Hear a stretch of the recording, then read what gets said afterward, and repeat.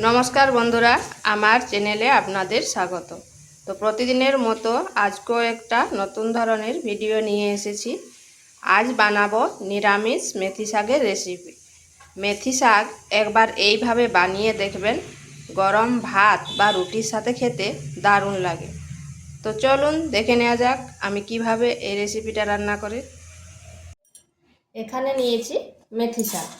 এরপর শাকগুলোকে বেছে নেব।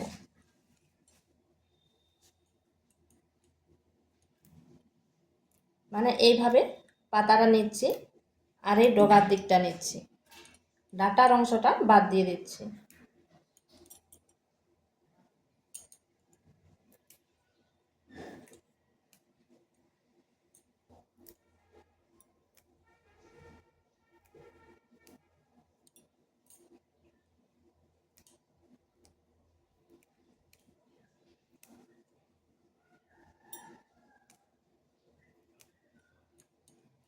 এইভাবে সমস্ত শাকটা বেছে নিচ্ছি।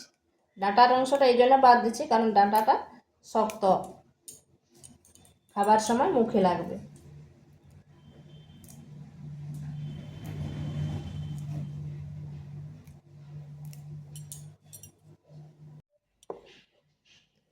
মেথি শাকটা বাছা হয়ে গেছে, এরপর এটাকে কেটে নেব।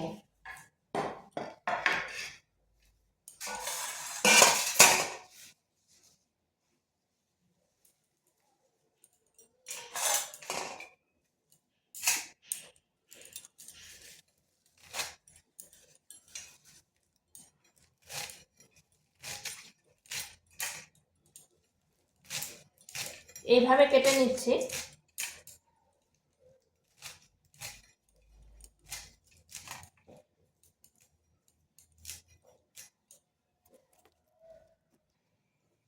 শাকগুলো কাটা হয়ে গেছে, এরপর নিয়ে নিয়েছি একটা বেগুন আর নিয়েছি সিম। বেগুনটাকেও কেটে নিচ্ছি।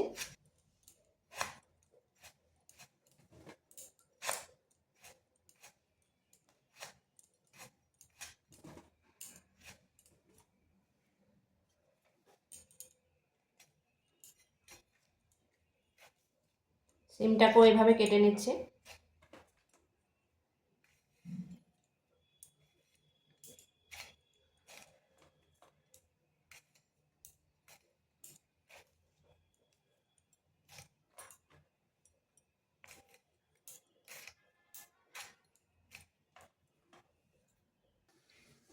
এখানে সিম, আলু, বেগুনকে কেটে করে ভালো করে ধুয়ে নিয়েছি।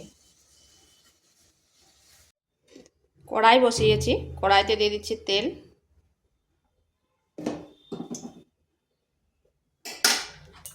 দিয়ে দেব কেটে রাখা বেগুনগুলো।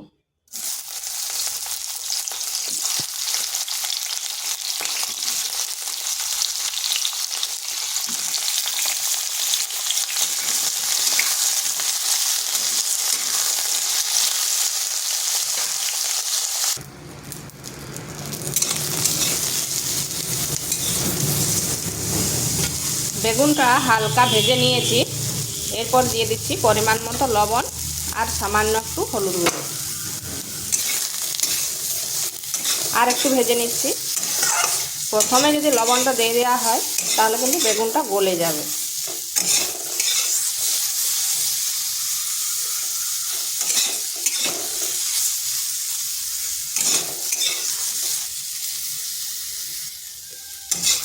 বেগুনটা ভাজা হয়ে গেছে, এরপর এটাকে তুলে নেব। এরপর ওই কড়াইতে দিয়ে দিচ্ছি শাকগুলো।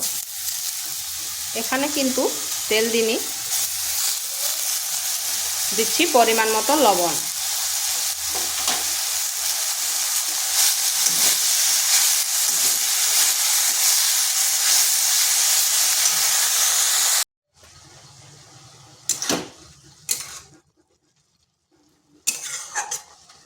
দেখুন শাকটা কমে গিয়ে কতটা হয়ে গেছে, আর এই শাক থেকে কত জল বেরোচ্ছে।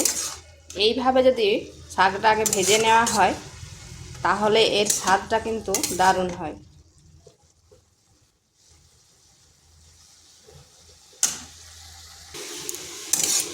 শাকগুলো ভাজা হয়ে গেছে, এগুলোকে তুলে নিচ্ছি। কড়াইতে দিয়ে দিচ্ছি তেল, দিয়ে দিচ্ছি কালো জিরা আর দুটো কাঁচা লঙ্কা, দিয়ে দিচ্ছি কেটে রাখা আলুগুলো।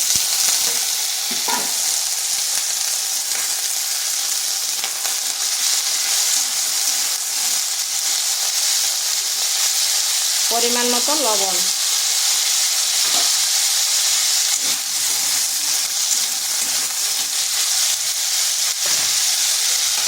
ঢাকা দিয়ে 3 থেকে 4 মিনিট রেখে দিচ্ছি।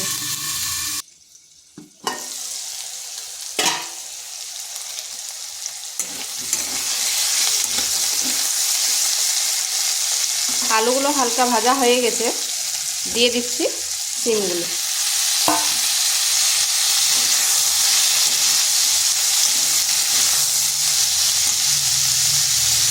দিচ্ছি হলুদ গুঁড়ো,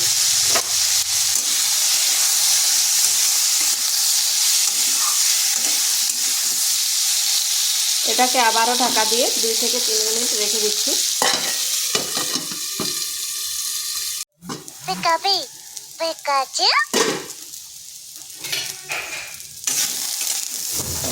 এগুলো এইভাবে ভাজা হয়ে গেছে আর আলুটাও ভালোভাবে সেদ্ধ হয়ে গেছে। এরপর দিয়ে দিচ্ছি শাক আর বেগুন।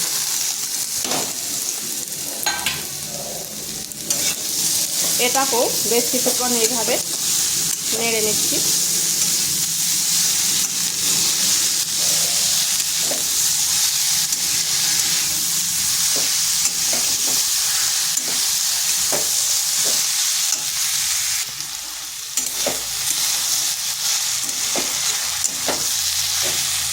এটা বেশ কিছুক্ষণ এইভাবে নেড়ে নিচ্ছি।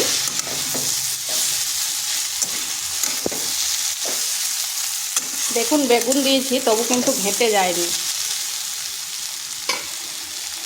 দিয়ে দিচ্ছি 1 চামচ পোস্ত। এখানে আপনারা পোস্তর বদলে সাদা তিলও দিতে পারেন।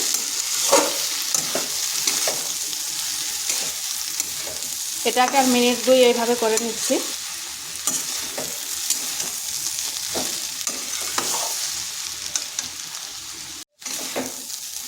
তো এইভাবে একবার মেথি শাক করে দেখতে পারেন, গরম গরম ভাত বা রুটির সাথে খেতে দারুণ লাগে।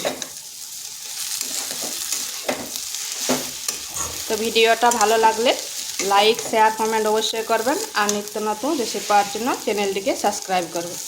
তো এটা হয়ে গেছে, এখন নামিয়ে নিচ্ছি।